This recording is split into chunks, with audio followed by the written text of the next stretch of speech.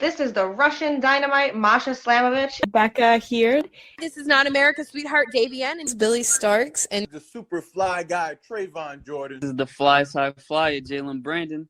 Hardcore Princess, Jules Malone. Hi there, this is the Bubblegum Princess, Alexia Nicole. This is the Brazilian Wonder Woman, Christy Jane. This is the baddest black belt, Chennai Kai. This is Kid Bandit. The smash hit Joel Bateman. This is Robin Renegade. Cody Hawk. Brutal Bob Evans. And you are listening to Wrestling with Entertainment, one of my favorite podcasts in the whole wide world. This is the future, Son of Irish, and you are listening to Wrestling with Entertainment. Hello, and welcome to the show. It's Wrestling with Entertainment, the only audio experience on the web today. Interviewing all your favorite wrestlers every Tuesday and Wednesday on YouTube and Castbox. Sponsored by Rogue Energy and Player One Coffee.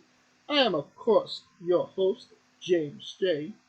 Flying solo today, but it is still a great day for wrestling, because we are wrestling with the future Son of Irish.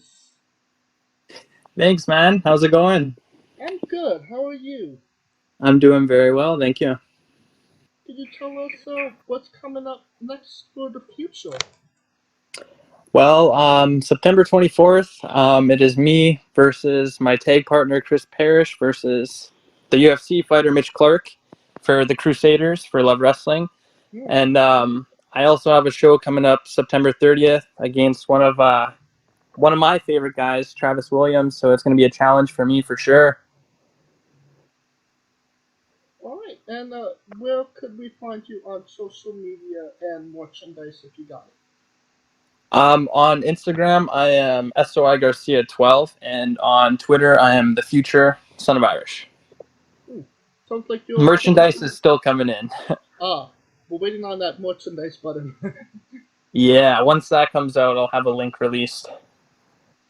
And whenever that does release, I'll update the video. So if you're listening to this in the future, you can just click it, and it will be in the description. Perfect. All of that will be in the description of the video below. Alright, let's get into it. You work for Love Pro Wrestling and RCW. Can you tell us about your relationship with those companies? Between the two? Yeah, between you and those two companies, your relationship with them. Mine with RCW, the owner, Squig, Steven, he's actually to me, he's a really nice guy, and he's done nothing but great things for me, and he's helped me pretty much start my big career, and that's when I peaked off, was in RCW. I started with him when I was 14 years old. Wow. And with Love Wrestling, Spencer Love, that man, I love that man so much. I have nothing but respect for him, and he's doing so well. This next show is actually going to be our 1-year anniversary since Love Pro Wrestling has opened. And it's been nothing but an honor to be on his shows and be part of his roster. And I think I've said it again, but nothing but respect for him. Now, not to get off on the bad note, but you haven't exactly had maybe the best record in Love Pro Wrestling as of right now. That is very true. I am a year of losing straight, but that's okay, because win or loss does not matter to me, because I have the heart to. Absolutely. And obviously you have victories in other places, and you had, success, but what do you think is the disconnect in Love Pro Wrestling? Honestly, it's not that it's a disconnect. Spencer has some really hard guys that wrestle for him, so it's like when I wrestle them, they're my hardest opponents. Like Andy Anderson, for example, I could not beat him, but he couldn't beat me either with pinning me, so he had to put me to sleep. Single time I've wrestled for Love Pro Wrestling, so I guess I'd have to say I'm getting overconfident with myself, and I'm just not keeping my head in the game. So when I'm going in there, I'm going to do this or I'm going to do that, and I'm just not going in there with a clear head. Well, just for a little bit of context, there was this wrestler named Love Thug, and he wrestled in Limitless Wrestling, and he could not get a victory to save his life. And 2 weeks, we interviewed him, and weeks later, not only did he win his first match in Limitless Wrestling, but he went on a winning streak. Oh, that's really good for him. I'm very glad to hear that. So maybe you'll get that wrestling with Rob. Let's hope so. I know the golden boy, Travis Williams, he's going to be a very hard one to beat. But like I said, I'm not going to be too overconfident. I'm going to go in there with a clear mindset and just keep myself in check and do what I do best. Oh, absolutely. But speaking, of love for wrestling, I mean, one of the current champions is Richard Michael Blais. And, obviously he's a staple of the Canadian pro wrestling right now. And not only did you have a one-on-one match with him, but you also have a victory over him. Can you tell us about that match and that experience? So the first time me and Michael Richard Blais set foot in the ring, I was 15 years old, and I believe we wrestled in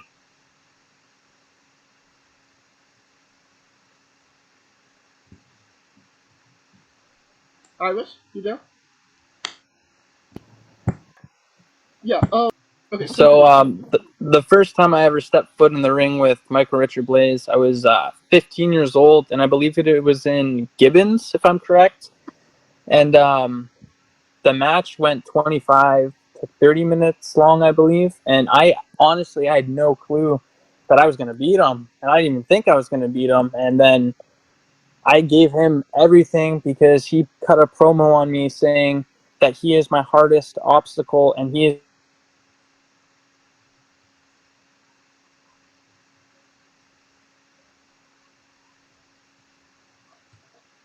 Son, yeah. Yeah, I'm still here. My phone didn't turn off. I don't know why it's doing that.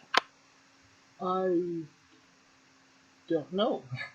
I'll try that one more time.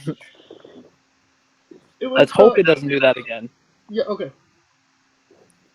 So the first time I ever stepped foot in the ring with Michael Richard Blais, I believe I was 15 years old, and it was in Gibbons, if I'm correct. The match was actually 25 to 30 minutes long. I remember correctly as well, and I had no clue I was even going to beat him. I didn't even think I was going to beat him. But I remember him cutting a promo on me saying that he is my biggest obstacle and my biggest challenge, and he was a speed bump for me, and if I didn't beat him, I was going to be pushed back. And that pushed me. It made me realize it didn't matter how big I was or how strong I was, but I am very fast and I am very smart. So I put 2 and 2 together and gave it my all in that match. And as soon as I hit that shooting star press and got the 1, 2, 3, I knew to that day I was the future of professional wrestling because I beat the God's gift to wrestling. And that's awesome. And what did it kind of mean to you to have that, W on such a staple? It meant everything to me because MRB is not only a role model to me, he's a role model to so many other professional wrestlers in Alberta and around the world. But not only is he the nicest guy inside of the ring, he's also the nicest guy outside of the ring as well. So getting to talk with him and getting to wrestle him was the start of my actual career. And as soon as all of that happened, that's when I started wrestling more. I was pushing myself more to become better because I just wrestled one of the best in Canada. So it meant a lot to me. And at such a young age as well, as 15. Yeah, it was a crazy thing. And when I look back at it, it makes me realize that whatever's going on with me in Love Pro Wrestling, my time is coming. Just I need to keep pushing to be better, and no matter losing or winning, I'm the future. I will rise. Oh, absolutely. And you also have a tag team partner that you mentioned. Can you tell us about Chris Paris and maybe what's a pet peeve you just don't understand about him? Um, so with me and Chris Parrish, we go way back. I've actually known him since I was 3 years old, so I pretty much consider him an uncle to me, and not only an uncle, but like a brother. And my first ever title run was actually with him, and we won the tag titles together in RCW. And that moment for me meant everything, because not only was he one of my favorites growing up, but he was also a big role model to me, and actually was a big help in my training for becoming a professional wrestler. And with pet peeves, I couldn't say I have one with him. I have nothing but respect for him. I love that man. Like, with everything that I have, he's done everything for me that he could as a tag team partner. We won the gold together. He's taken care of me, so I couldn't say I have a pet peeve on him. Oh, fair enough. Now, one thing that everybody probably has a pet peeve about is the year 2020. Um, Oh, oh, yeah. So honestly, the pandemic hit Canada maybe a little bit harder than America when it comes to pro wrestling. So oh yeah. how did, the pandemic affect your pro wrestling and how you approach pro wrestling afterwards? So I remember this was the start of high school, and I just finished first semester, and then the whole COVID thing happened, and I was still 15. And then I turned 16 a couple months after COVID. So March, it would have been around, 2021, I think, or yeah, around that time. Then I turned 16, and I was supposed to go to Mexico to go wrestle. And then all of the travel plans got canceled for everything because you weren't allowed to travel because of the virus. So not only did I lose an opportunity to go wrestle in Mexico, but there was no shows allowed to happen in Alberta or Edmonton anyways, because you weren't allowed to have fans there. And with RCW, the way we make our fans see us is live. It's live entertainment, right? So we didn't live stream any of that or put it on TV. So I lost a lot of ring time during that time, and a big opportunity for me that could have maybe opened doors for me. Did they do? Was there any wrestling like the close set matches? There was pre-recordings. We would go into the venue, we would wrestle our match and record it and film it, and then it would get edited and posted so that the fans would still have something to watch during that time. But it was not live entertainment for them. We'd pre-record the match and then put the link out so that you can watch it the next day, and it was the match that we just had. I feel like that wasn't something. You don't sound like enthusiastic. It seems like you really enjoyed the crowd reaction. Well, I don't know, every wrestler will say this, hearing the fans chant for you. So what gets me is my music hits, and hearing those fans sing my song and clap to that theme, it just gets to me. So hearing my theme song and going out and wrestle with no fans, it's not only that, but I do this for my fans and for myself. And if I don't have my fans behind me cheering for me, I wouldn't say it doesn't motivate me, but it doesn't feel real, I'd say. Right. They're not there. No, you're absolutely right about that. And you do, having seen your work in, martial wrestling, it does seem like there is a very deep connection between you and your fans that not a lot of, wrestlers have. What do you kind of, you know, what do you kind of say is the reason for that deep connection with your fan base?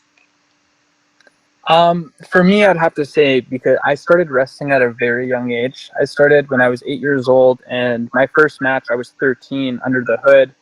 And a lot of fans knew me since I was a younger kid, so them growing up with me and watching me do my thing and what I wanted to become since I was a little kid, and my dream coming alive and actually true, it's crazy to think that fans are actually there for you. So for me, I look at fans not as my fans. I look at them as close friends because they actually stick there for you, and they're there to support you through every move and everything that you're doing in your career.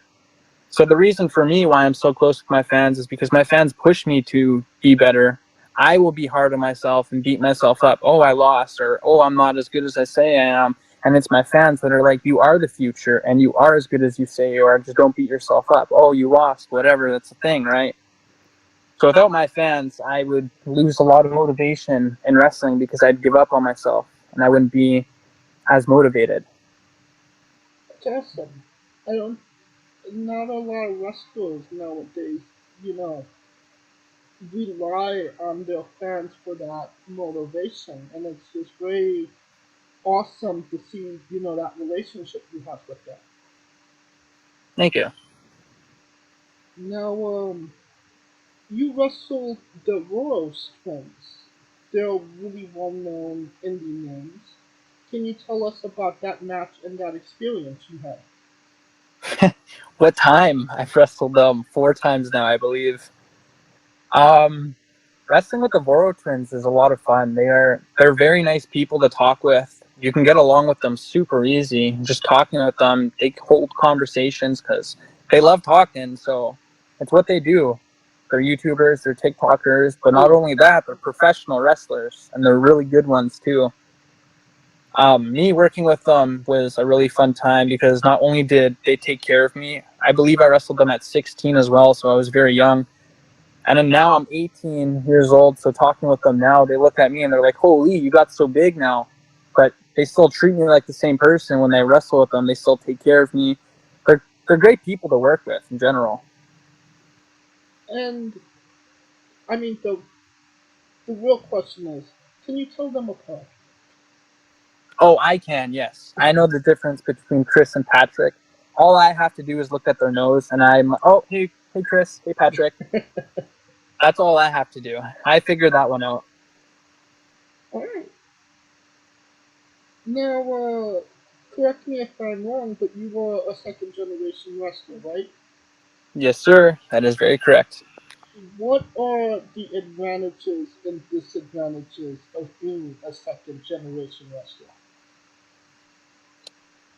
I'd have to say, like, I wouldn't really say advantages for, like, the respect level. I get respect from most of the wrestlers because I give respect back and I do what I have to get respect. But my dad he was a legend in Alberta when he was wrestling in the days. So being a second gen with him and the second generation in general it gets me pretty good advantages. And like wrestling with Love Pro Wrestling, RCW, Monster Pro Wrestling, exactly, because that's where my dad started his big peak as well for wrestling. Some of the disadvantages on that, though, is a lot of people are like, they say to me, if it wasn't for my dad, I'd be nowhere. If it wasn't for my dad, I wouldn't ever broke into the business, or I'd be a lost soul without the Irishman guiding me. Which it's like, I wouldn't say that's true because my dad isn't exactly the person that wrestles my matches. My dad isn't Right. the one that gets his body hurt anymore through the matches. It's me. I'm doing my own thing now. He did it. Now it's my turn to do it. So I don't understand how I'm living it through him, but I'm doing my own thing now. No, absolutely. And some having, you know, obviously your dad is, you know, a big name. Was there ever, you know, a thought process from you to say, maybe this wrestling is something I would rather stay away from? Or was it that even more motivation to get into pro wrestling? I'd have to say it was more, like, even more motivation to get into professional wrestling because my dad was amazing at the time and I loved watching him wrestle. So seeing him do that, and when I was younger, my favorite wrestler was Batista and the Boogeyman. It's like, I'm going to be like these guys one day and I'm going to be on TV wrestling in front of my fans. So I'd have to say, even like if I wasn't a second generation, I'd still push myself to be a wrestler, but I don't think I'd push myself as hard because I want to be better than my dad. Absolutely. And that's definitely the mindset that you should have. You know what I mean? Yeah. Alright. Um, can you tell us about Mystic? Ooh, good old Mystic. All right. So I broke out Mystic in August of, let's see here, I want to say 2016 or 17. It was at an Italian festival, and my tag team partner was Kid Cyrus, now known as Dalton Rogue, and it was me and Kid Cyrus versus Chris Parrish and Shaun Martin. So tag struggle, which is funny because Chris Parrish is now my tag team partner. Right. And my first match, it was the tag, and me and Kid Cyrus won it.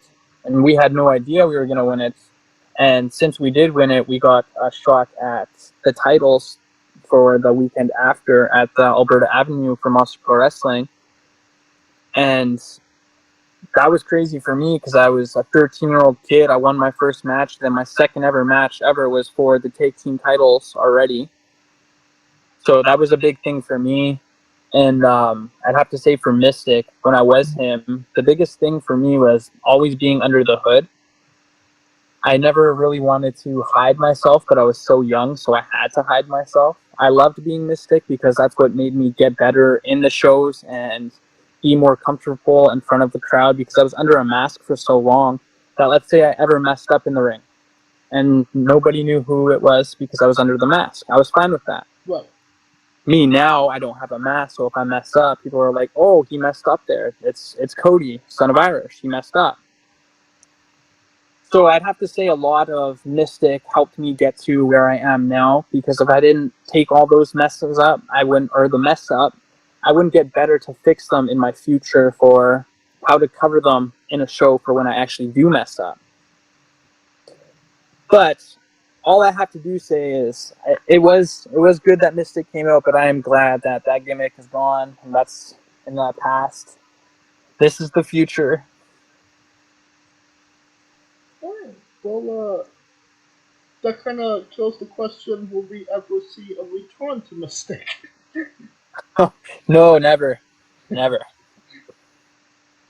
Was it difficult to wear the mask just for, breathing reasons?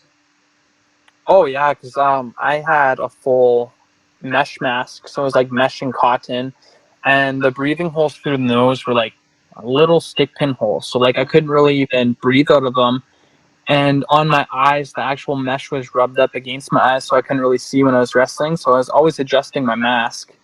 And it didn't help I was 13, so my head was really small at the time too, so I had to readjust the mask in the middle of the match, so it always looked kind of dumb. That's, yeah, that one of the reasons why the masks are kind of counterproductive. So when they're not, when you can't see and breathe out of them. Yeah. Now, you also, before getting into pro wrestling, you competed in basketball, football, and volleyball. How did those sports help you in your wrestling career? And did you ever consider uh pursuing one of those sports? So basketball and volleyball I played for a little bit, and then like I can jump really high, so I'm only about 5'11" to 6 feet tall, but I'm able to dunk. So playing basketball was helping me jump and everything, so that helped me with my agility and my jumping for professional wrestling. Volleyball was a good one too for like being able to move and like go somewhere that I don't know where I have to go last minute and think of something last second. And football that's my favorite one. If I had to pursue one of those three, it'd be football, because for me, I love contact sports. I love getting hits or being able to, let's say in football, make a big hit on someone and then help them up and be like, damn, that was a good hit. I feel proud of myself for that. And I also wasn't the biggest kid when I was growing up. In grade 7, I was the only kid that ever made the football team through grade 7, 8, and 9. So there was only grade 9 kids, and I was the only grade 7 kid that made the football team. And the biggest guy on the team was 6'3", about 230 pounds. He was my best friend at the time. His name was Kelvin. And we were at practice, and it was me and him in a drill, and all I remembering was I was terrified that he was going to hit me because he was so big compared to me. But it didn't matter how strong you were or the strength. I put my heart into it, and I got him down to the ground because I grabbed his legs, and I just went for his legs. He hit me really hard, and I fell, but I got back up, and I ran after him. I grabbed his legs and tripped him, and I got it down, so I was happy with it. Oh. In RCW, the venue that they have is the ceilings are way low, and Yes. yeah, and you are a high risk taker. So how does that work for you? Does that hinder you? Does that kind of help you to some degree? What can you tell us about that?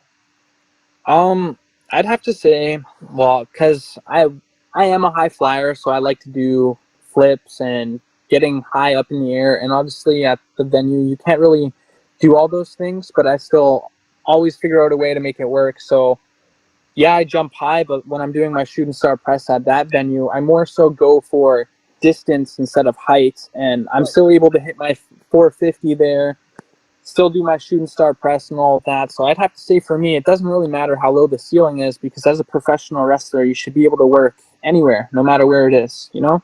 Right, and I kind of noticed that, like, you glide through the air in that venue. That's all I can really do. And then you watch me at the rec room, and like, I get height and distance so I can do my thing. But there, I'll glide myself, and I'll just go for distance and shoot myself really far but low. But I still pull it off. That's impressive, that you don't let it really hinder how you perform. I couldn't really say. Well, as a professional, you got to figure out a way to work around things, right? So I figured out my own way to do it. And my head is, I'd have to say, maybe a foot away from the ceiling. So when I'm standing up on the top rope, it's pretty close there. So when I jump, I get just about 2 inches before my head hits the ceiling or anything. So last second before my head hits the ceiling, I just tuck, and I'm able to clear it as best as I can. Wow, that's awesome. The risk is what gets my adrenaline going. You got to take high risk to get high rewards. Are you one of those people that do the skydiving and the bungee jumps? Oh, I wish. That is a dream of mine to do, though. I want to go skydiving so bad. I am not afraid of heights whatsoever, so being up that high and just being able to jump. I'm a high flyer. I just want to do my thing, glide in the air, do some flips, some backflips, and then be able to pull my parachute and land safely. This is an interesting question. How do you get that adrenaline high when you're not in the ring? That is actually a really good question. I'm not really I work in the trades. I'm a plumber, so when I'm at work, I'm going, but I wouldn't have to say my adrenaline isn't as high up as it is unless I'm wrestling really or playing football as well. Because football gets me going because like you make a big hit and it's like, wow, I just did that. I just knocked this guy down. I'm doing well. But in wrestling, it's something different. Like every wrestler will tell you this. The adrenaline rush that you get from wrestling is, I don't know how to explain it. It's so much different than doing anything else. No, I have heard that, and obviously wrestling is a whole different animal than other sports. Oh yeah, 100%. Well, that does bring us to our next segment. SonOfIrish's Bizarre Adventure. You're a pro wrestler that goes up and down the roads, and weird, crazy, and bizarre things are bound to happen. Can you tell us a road story that fits that description? Oh man, I would give you a story on my road trips, but I usually try to go to sleep most of the time so I can just close my eyes, open them, and I'm there. But I'd have to remember the craziest one at the time was I was going down to Lethbridge with my dad, Chris Parrish, and I think it was Kid Cyrus as well.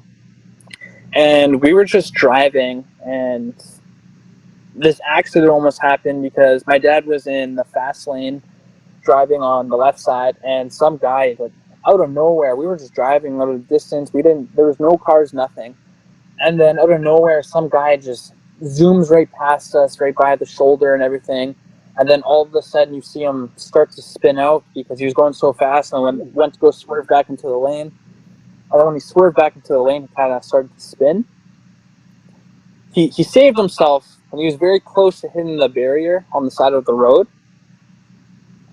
And then all I can remember was my dad looking at me saying, if I ever get my license and I drive like that, him and my mom would kick my ass. That's the only one I really have. Because the other ones I try to just go to sleep. Or it's usually if I'm driving, like I drove to Winnipeg, it's a 13-hour drive, and I just drove the whole drive. Nothing really happened except like the weather gets crazy and it gets really foggy, so I'm not able to really see the roads. So that gets scary and dangerous. No, but I think that was a good one to remember, no? Oh, I just always remember my dad looking back at me saying, if you ever drive like that, me and your mom, we will get ya. Alright. Now, on the show, we like to say that, everybody is naughty about something. What are you naughty about? I am a gaming nerd. I love playing video games. Any type of video games. I can play them for hours, for days. It doesn't matter what game it is. You sit down, you're like, oh, let's play a game. I'll be like, okay, let's do it. Any video game, I will play. Alright, well, that opens a whole new can of worms. What are you currently playing, and what's one of your all-time favorites? Right now I'm playing WWE 2K22. And my currently favorite right now would have to be NBA 2K22. I love playing basketball. Okay. I haven't really played a wrestling game since the 2018, the 2K19. But there has been like really good wrestling games in the past. Oh yeah, I'd have to say in the past, if we're talking about like kind of recent WWE games, I'd have to say 2K14 is my favorite. The one with Daniel Bryan as the front of the game screen. That's my favorite one. Which one was that? Maybe I remember 13, or I think it was 13, was the Attitude Era. You get to relive the Attitude Era, and that was just a really awesome experience. Because they never. Oh, is that the one where you get to play with like Hulk Hogan? You get to do Hulk Hogan's story and the career mode, or is that 14? I think it was I think it was 15. The first 2K. Was the first 2K 15? Damn. No, I'm not even sure. I remember one of them. One of the games is like where you do the Hulk Hogan storyline, and then you do the Shaun Michaels, and then the Undertaker. Yeah. It's like you do a whole bunch of them. I can't remember what one that is. That's gonna bug me now too. Yeah. Cool. Nope, they're not good. I usually actually maybe yeah, was either 15 or 16. I think it was 15. Yeah. But no, those were really good ones. Are you into the first person shooters? Not really. I'm not. I like Call of Duty, Modern Warfare, but I don't really play those games as much anymore. Okay. I like playing my sport games, or actually, that's a lie. I like my zombie games as well, so like Left 4 Dead or Back 4 Blood. I like all those ones. Dead Space. Dead Space. Oh, I love Dead Space. It's a really good one too. Oh, Dead Space gave me such a headache. Did it? Yes, because he doesn't move great, and I know that's one of the mechanics of the game is that he doesn't, so it makes it harder, and I don't know, I couldn't get past that part, but I did complete it. That's good. That's good. As long as you completed it. Yeah. Have you played any of the PlayStation 4 VRs or any of that stuff? No, I'm more of an Xbox guy. Ah, Yeah. no way.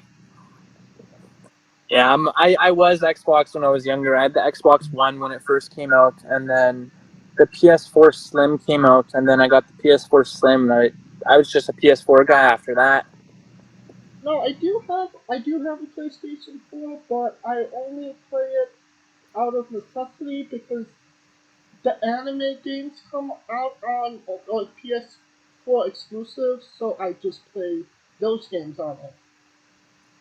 Oh yeah, you like your anime games? Yes, I love Do you? my Tokyo Ghoul, Black Clover, the other ones, Kill la Kill. Nice. Yeah. Are they any good? Um, Black Clover is so much better than it ever should have been. It really gives you all the content you want and more out of it. It's a really standout game. Oh really? And that's on PS4, you said? Yeah. I should probably check that out. I would recommend it for sure. Sweet. Have you ever played Apex Legends or any of that, like Fortnite or any of that stuff? I dabble in Fortnite. Do you like Fortnite? And yeah, it keeps me busy. Yeah, I don't mind Fortnite. I still play that one here and there.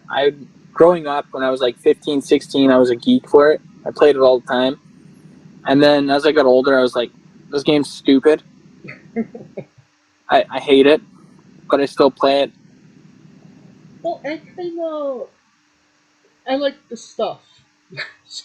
So I get the season pass, I complete the season pass, and when the season pass is done, I will go on to something else until the new season pass comes out.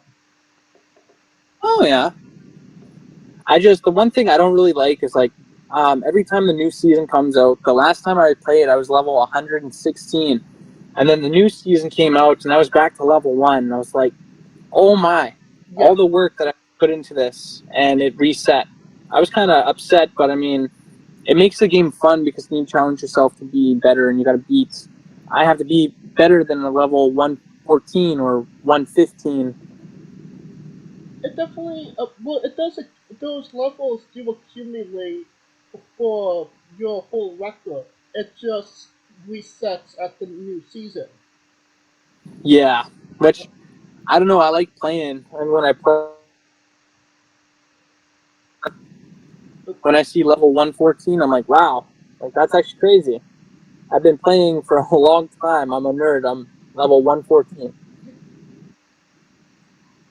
No, the last season, not well. The last season, I made it to level 200. So, Holy, oh, legend!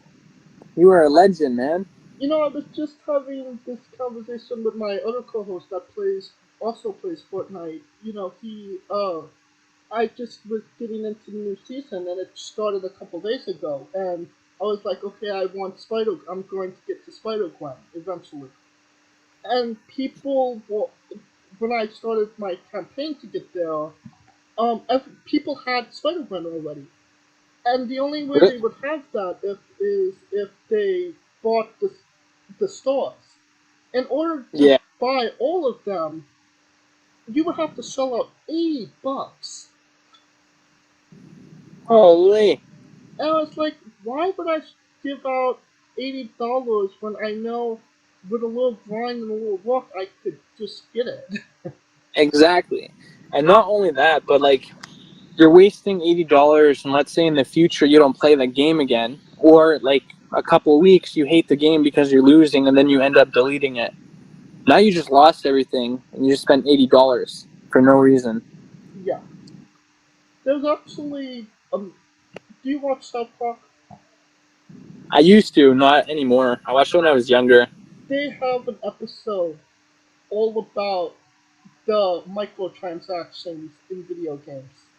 And it was like a really well done version of what things actually are. Oh, really? Yes. Sweet. Do you know what episode it is? Oh, I have to check that out. not off the top of my head, but I will find it. No worries. And actually, since we're talking about games, I think I lied to you. My favorite one right now would have to be Spider-Man Miles Morales. I love that game so much. Okay. Well, I haven't played Miles yet, but I definitely do want to. I was such a fan of the first one. The Amazing Spider-Man. Yeah. Yeah, it's a really good one. Just think Miles is 2 times stronger as Spider-Man in the first one. I'll put it that way. Interesting. It's very good. He has some abilities that he figures out that Spider-Man does not have. So Because I would definitely get it. Because I believe Miles can turn invisible, if I'm not mistaken. No, you're correct. He can turn invisible, and I don't really want to spoil what else he can do, so I'm just going to say you're going to have to get the game because I'm not a spoiler. Okay. So he can do a lot more than that as well. Alright, and the name of the episode of South Park was Freemiums Isn't Free. It's season 18, episode 6. Season 18, episode 6. Okay, so I'm going to have to check that one out. Yeah. Alright, on to, the odd questions, because we love those, yeah. If there's a son of Scottish, would you be tag team partners or rivals?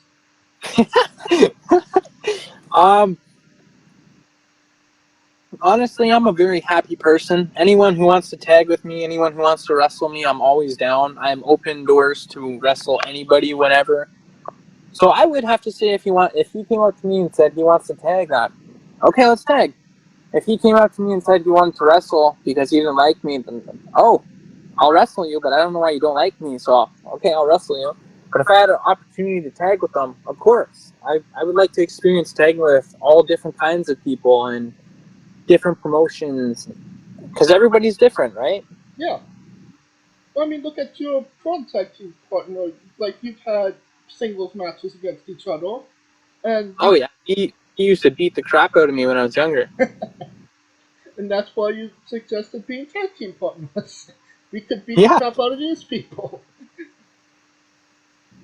And it's not only that, but growing up, I earned his respect, which means a lot to me, too, because I got the crap beat out of me, so.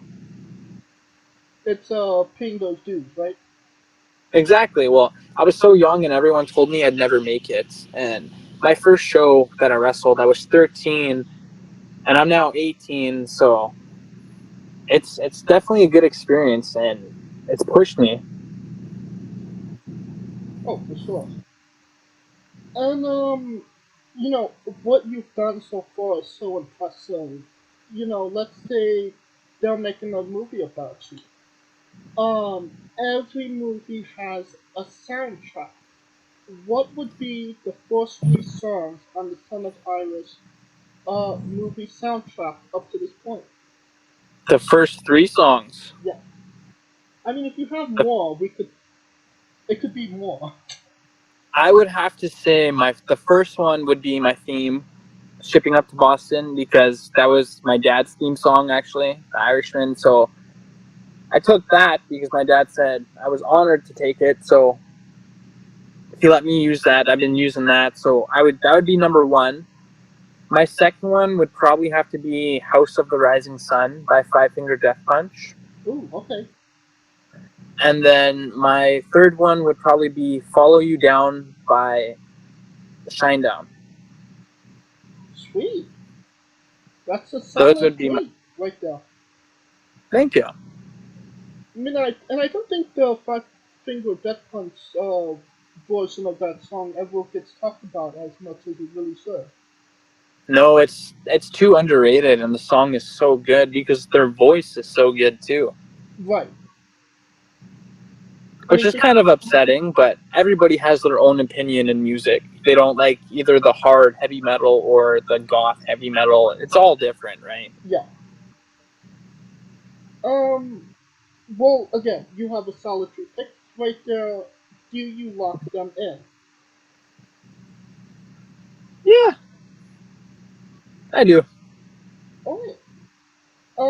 Hypothetically speaking, who would you like to play you in this movie? Who would I like to play SonOfIrish in a movie? Yes. Oh, damn. I've never really thought about that or got asked that question, so this is a tricky question. I'd probably have to say my best friend. His name's JC, but his real name's Justin Cameron. I've been really close with him, and he knows absolutely everything about me, and he can do a perfect impression on me. So if I ever wanted anyone to be in a movie about me, I wanted to be my best friend JC. That's actually pretty awesome. And let's say there's a supporting cast. Well, obviously there's going to be a supporting cast. Who would be the supporting cast, and who would play them? Oh, the supporting cast would be my brother, my sister, my mom, and my dad. Because those four have pushed me so hard in life.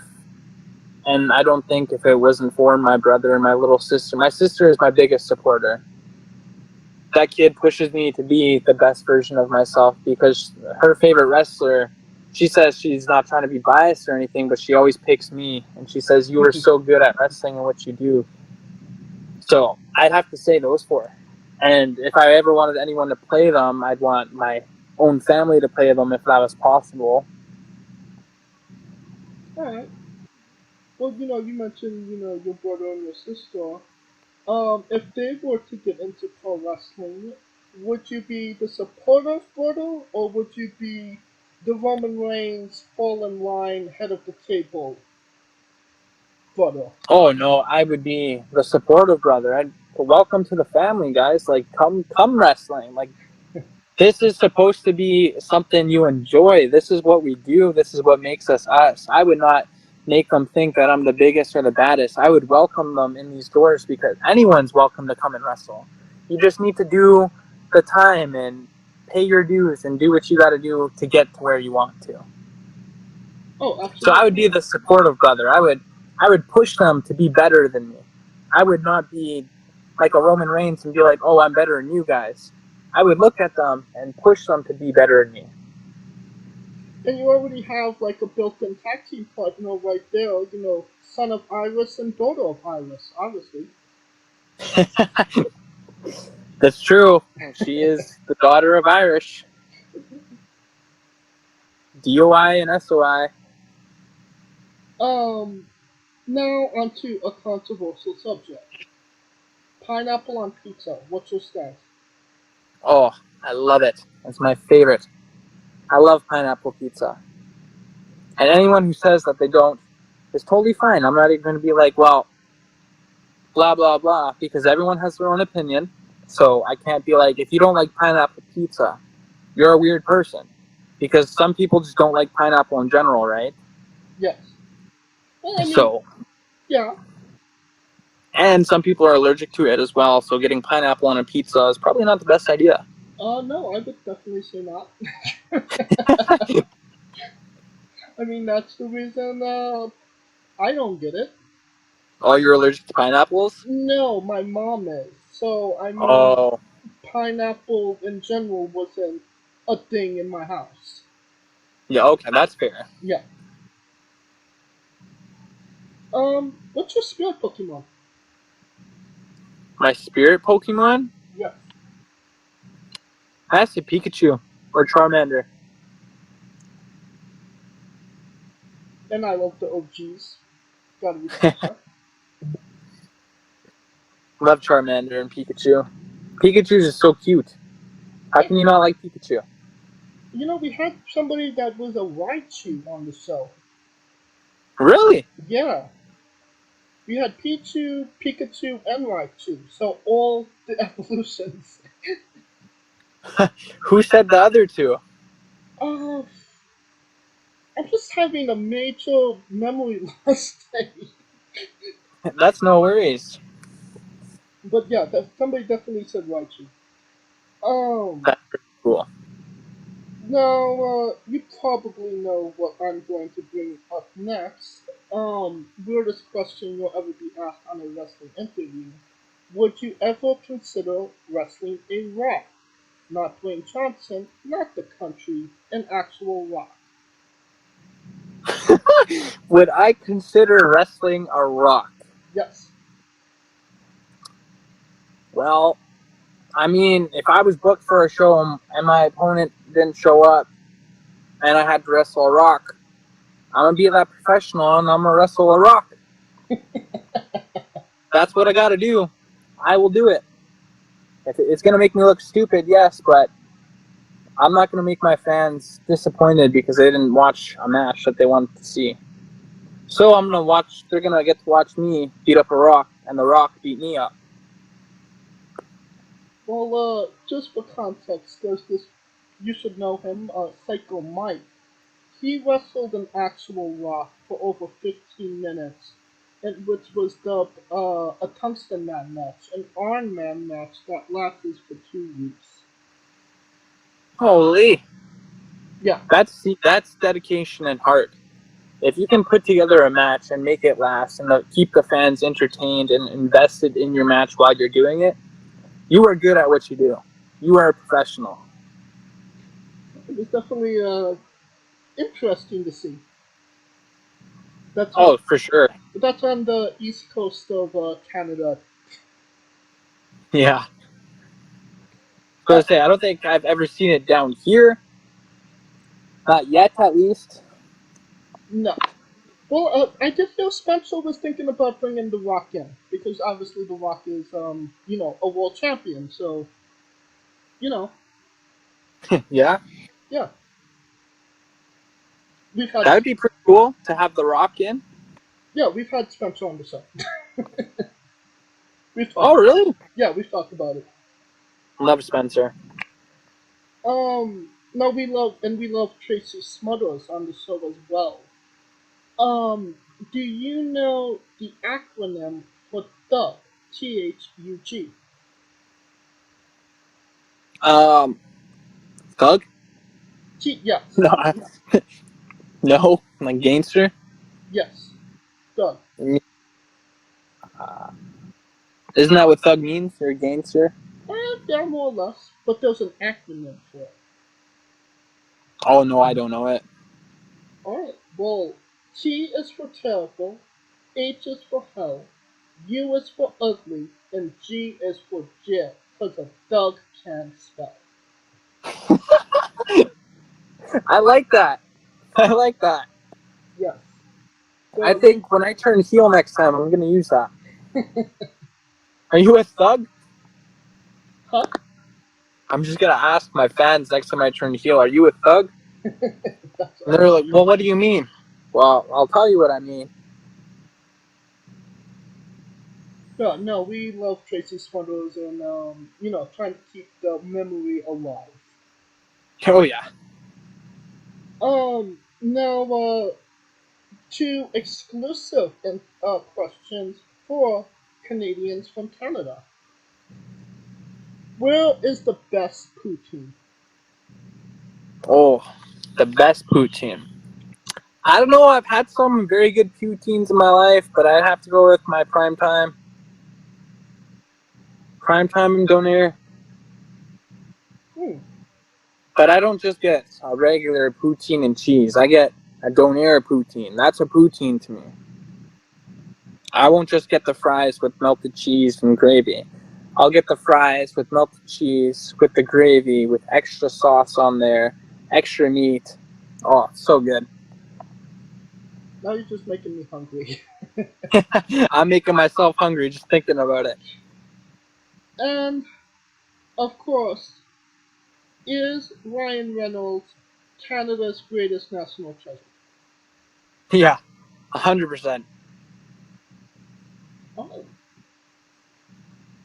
On a more serious note, where do you see yourself in 5 years? Where do I see myself in 5 years? 5 years from now, I hope I'm living my dream in Japan, wrestling in the dungeon for them, the Lion's Gate. So let's hope I can make that happen. So, Lionsgate, you said. Yes, sir. What's about that promotion that really attracts you? Because usually it's, New Japan, All Japan. I want to do everyone, but I want to go there first because if I can do that one and get noticed there, then hopefully I can get noticed all around Japan and I can work every single show. I want to be like Kenny Omega. I look up to him a lot. And if I can start in Japan and work from Japan and then eventually make it to AEW or WWE, I'd go more so for AEW. That's what I like right now. WWE's kind of lost me. But since Triple H has taken over, it's definitely gotten me interested again. So, Oh, yeah. and 5 years from now, I hope to see myself on TV. Alright, that's a good goal to have. And if you're looking up to Kenny Omega, obviously you gotta save a dog somewhere in there. I got a what, sorry? Save a dog. Oh, yeah.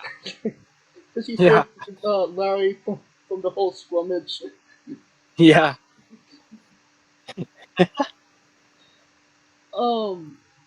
And what's a match people should go out of their way to see that best shows what Son of Iris is all about?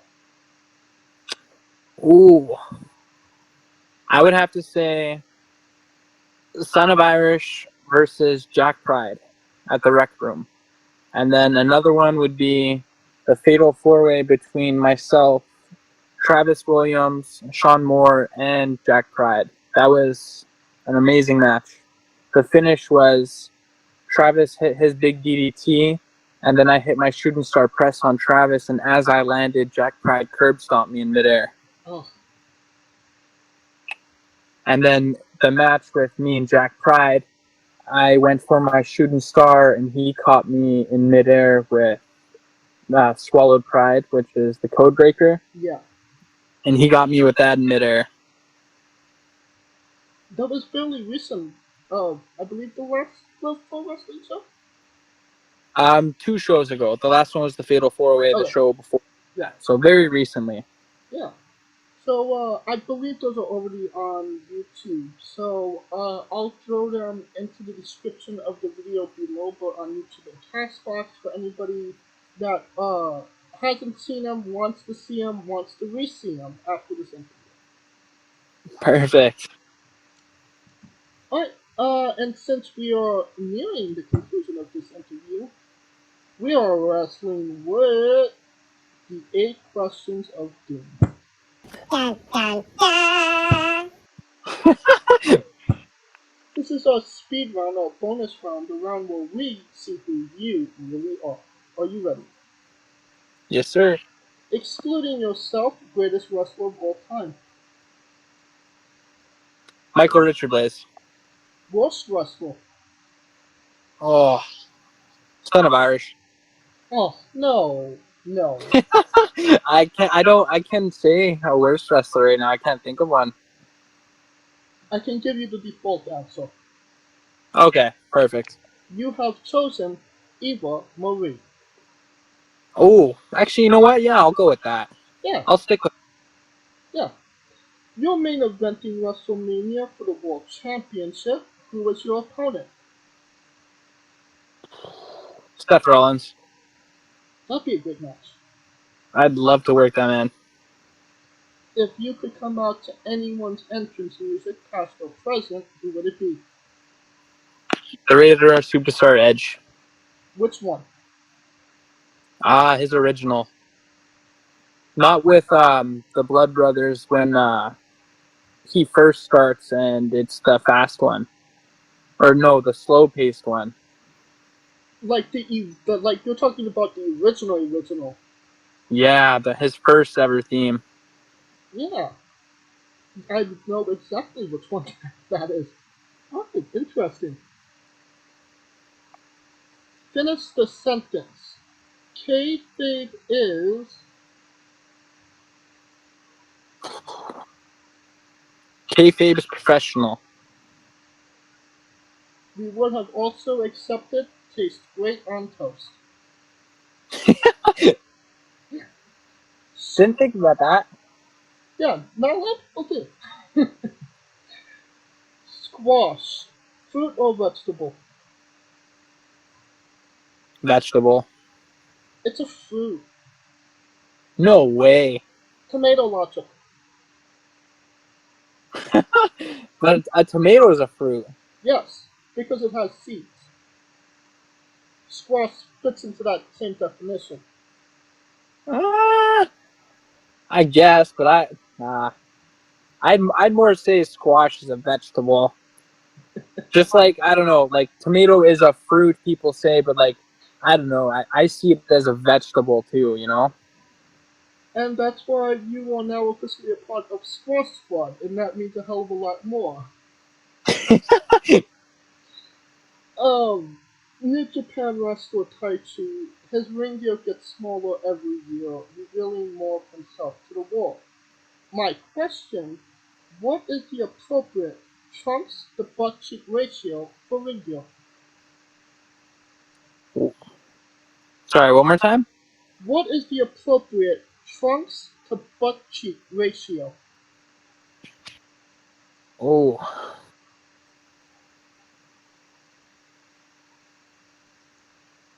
Damn, I don't know. Can I go with default again? You don't have a default. Well, damn. How about full coverage? Yeah, I'll go full coverage too. Alright. And For male and female. And the last question, the main event, the thing everybody wants to know. Have you ever had a conversation with a stranger in a supermarket about Darby Allin? About Darby Allin? Yes. I've had conversations about Darby Allin with people, but never in the supermarket, no. And that is the correct answer. Sweet. And that will conclude this interview. Thank you so much for coming on and doing this with me. Thank you so much for having me. It's been a pleasure. Absolutely. And once again, can you tell us where we can find you on social media? Yes, of course. My Instagram is SOI Garcia12, and my Twitter is the Future Professional Wrestling Son of Irish 12. And if you're trying to find me on Facebook as well, my Facebook is Cody Garcia Koenig. Alright, and all of those links will be in the description of the video below, but on YouTube and Castbox. Simply click the link, a new tab will appear. You've been listening to him for just over an hour. Give him a damn like and subscription. And when he gets merchandise, buy a damn shirt. Thank you, man. I appreciate it. Absolutely, we try to do our part here. Of course, if you like what we're doing, please like, subscribe, comment, both on YouTube and Castbox. Of course, this was sponsored by Rogue Energy and Player One Coffee. Join us next Tuesday and Wednesday for another incredible interview. Um, you can find out who those interviews are with at Wrestling with E on Twitter. Find out who it is, when it's happening, links to those interviews, and so much more. And of course on Instagram at Wrestling with E as well. You can follow me at JamesC993. You can follow Kaliko at I Am Kaliko, and you can follow Scooter at Scooter Dust, and on the Remix, the only live alternative commentary for WWE special live events, and on the Smoking Dragons Twitch stream. Alright, son, when I say wrestling wit, you say entertainment, okay? Sounds good. For Always special guest SonOfIrish, Coleco Yacht, Scooter Dust. I'm James J, and this has been Wrestling with Entertainment. Hey folks, this is the Colossal Mike Law, and you are listening to Wrestling with Entertainment. Enjoy the show, support these guys. We appreciate it very much. We'll see you at ringside.